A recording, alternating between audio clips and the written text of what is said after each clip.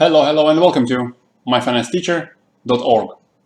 Let's have a quick update on a range of markets. We're going to talk about the general stock market, we're going to talk about energy, crude oil, and we'll talk about gold and gold miners, GDX.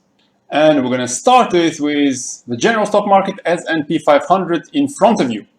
So in general, I am positive on S&P 500 over the next, let's say, several weeks. The reasons for that are as follows.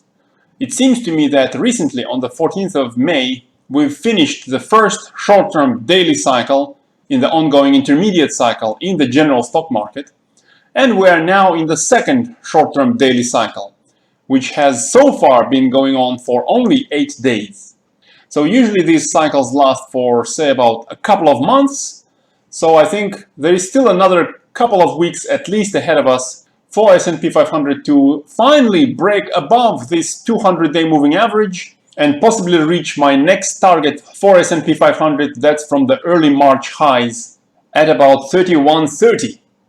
And that might actually happen, let's say, over the next couple of weeks. By then, the ongoing short-term daily cycle will last for more than 3 weeks, so it will be possibly time for a decline in the S&P 500, but we'll actually cross that bridge once we reach it.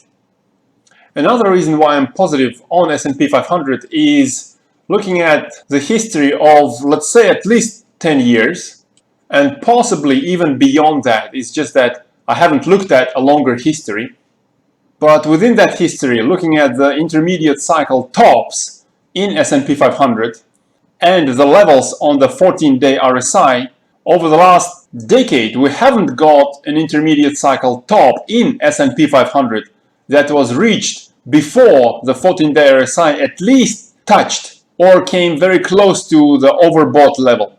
So at least relatively close to 70 on the 14-day RSI. And so far in the ongoing intermediate cycle, the highest that RSI has reached is actually below 60. So I think there is still some room for S&P 500 to move upwards over the next few weeks.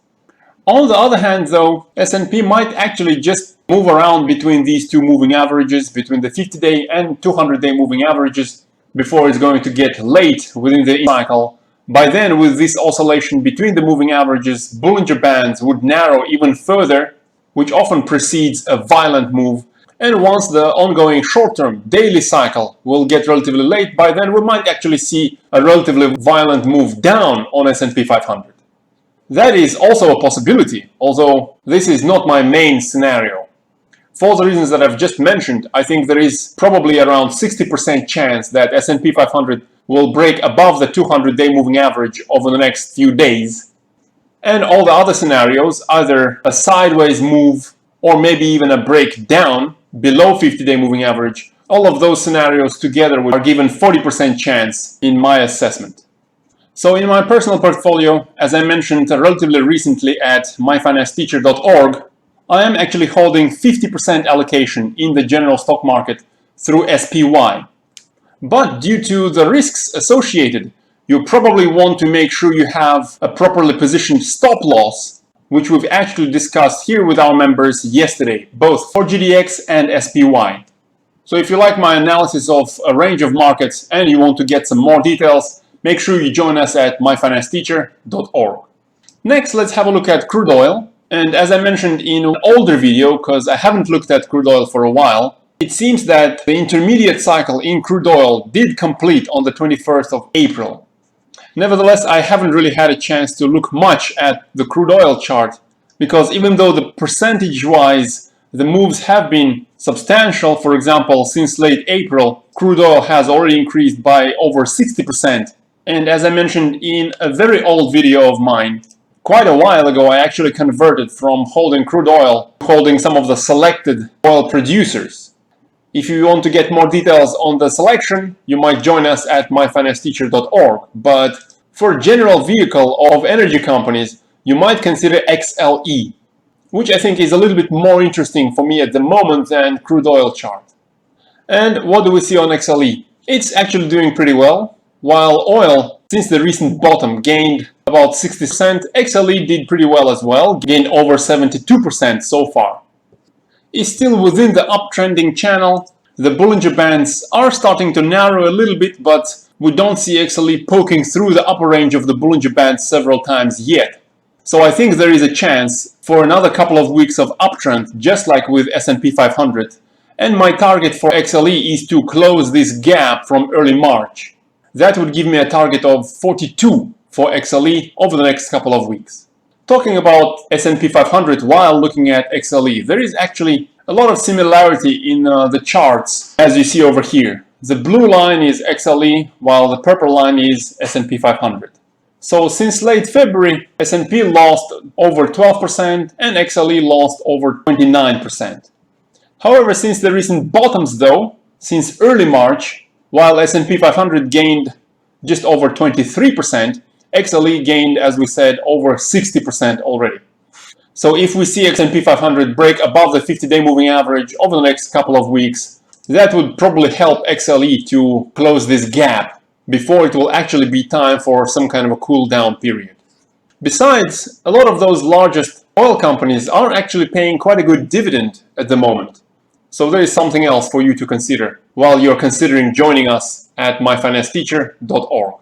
Next, let's have a quick look at gold. So far, it's doing fine. It looks like Friday, 22nd of May, was 21st day within this ongoing short-term daily cycle. Recently, we saw gold break out of this symmetrical triangle, and on Thursday, we saw a pretty scary red candle on gold, but what I like to see is that red candle seemed to be a retest of the breakout, retest of the 1720, and the next day on Friday we see a green candle on gold, meaning that the ongoing short-term daily cycle, which usually lasts for a couple of months, sometimes in gold those also last for a month and a half, like the previous cycle lasting for 42 days. So the fact that we are bouncing up from retesting the breakout from that triangle gives me some confidence that over the next couple of weeks, there is a good chance we will see gold finally reach that 1800 level. That's the level I've been talking about in some of my recent videos. So in my personal position, so far I am still holding quite a big 95% allocation in gold, silver, gold miners, silver miners, and stuff like that. But unfortunately, there is a warning sign as well, which is the GDX. Here's the GDX chart. Just like with gold, we saw a scary drop in GDX on Thursday, which actually gave it a chance to close this recent gap at about $35.50. But unlike gold, on Friday, while gold was going up, GDX actually gave us a red candle. So that's a bit of a warning sign which I don't really like. And given that I already have quite a sizable allocation to precious metals market, I probably want to make sure I have stop losses in place to protect me from losing too much money. And you probably want to have the same arranged as well. And for those details, like the more precise strategies and the stop losses, join us at myfinancesteacher.org. Besides my own analysis, I have a business partner who writes these newsletters on his experience of investing over a number of decades. If you scroll down to categories and click on newsletter, you will see all of those newsletters in the reverse chronological order. Otherwise, on the homepage, you will see all the posts in reverse chronological order. Besides chart analysis, for trading, we also analyze particular miners, looking at the resources in the ground, trying to determine if a miner is over or underpriced. Here's an example of one, there's another a few days ago, and so on.